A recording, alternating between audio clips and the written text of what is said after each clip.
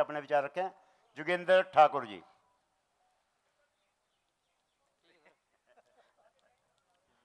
आज के इस कार्यक्रम के मुख्य अतिथि आदरणीय श्री राजेंद्र राणा जी और हमारे विधानसभा क्षेत्र से आए हुए तमाम बंधुओं, मुझे लगता है 2022 का चुनाव तो आज हो गया। अगर इस दुनिया के सबसे बड़े लोकतंत्र में जहां बहुमत चलता है उसी के हाथ में सत्ता होती है, और आज ये साबित हो गया दोनों मंचों से।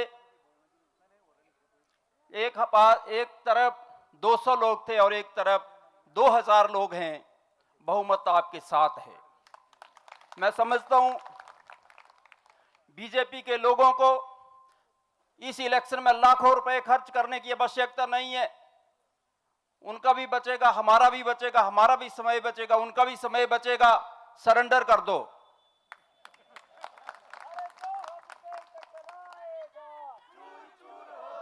ये देश का पैसा है। आप लोग सत्ता में रह करके कुछ नहीं कर पाए।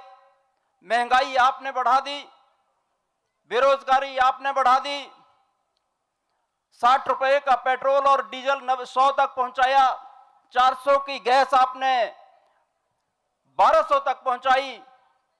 देश में एक फौजी का बेटा हूं और एक फौजी का बाप हूं। इस उम्मीद के साथ मेरे पिताजी फौज में रहे कि मेरी 3 पीढ़ियां सुरक्षित हो जाएंगी और मेरे हाथों ये देश सुरक्षित रहेगा। मेरा बेटा इसलिए फौज में गया कि मेरे माँ बाप मेरे फौज में जाने से सुरक्षित होंगे, मेरे बीवी बच्चे सुरक्षित होंगे और मेरी वजह से मेरा देश भी सुरक्षित होगा। इस हौसले के साथ फौज में लोग जाते हैं। मोदी जी आपका बेटा भी नहीं है और पिताजी तो फौज में थे ही नहीं।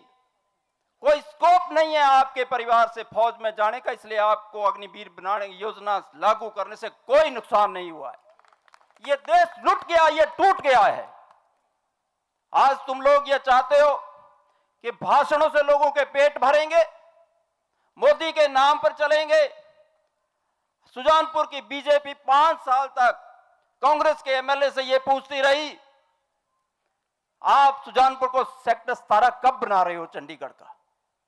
मैं उनको कहना चाहता हूं, नियति ने यह तय कर दिया है, आने वाले 5 साल के बाद जब तुम लोग दोबारा इलेक्शन लड़ोगे तो आपको सुजानपुर सेक्टर 17 से बढ़िया सुविधाओं वाला लैश मिलेगा।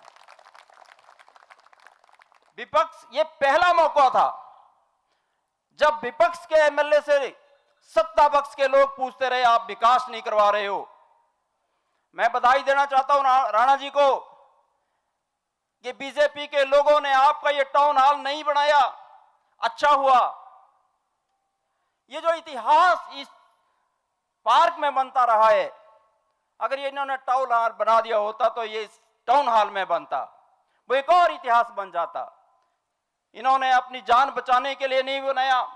अब 2012 का इतिहास यहां से रचा गया है, 2017 का इतिहास यहां से रचा गया है।